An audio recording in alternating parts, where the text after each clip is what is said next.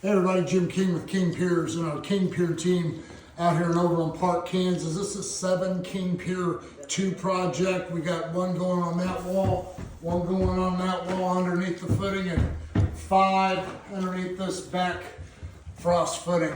So stay tuned as we get our laser level set up. We'll raise this frost footing back up to its correct level elevation, guaranteed.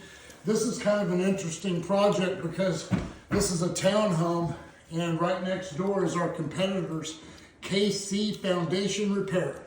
And so putting in their helical piers,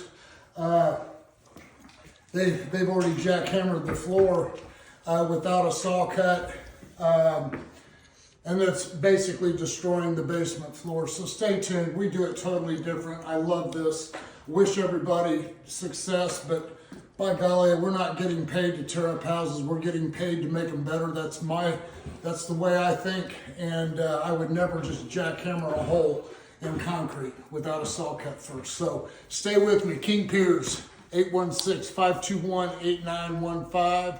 You can always go to my website, kingpiers.com. Thank you.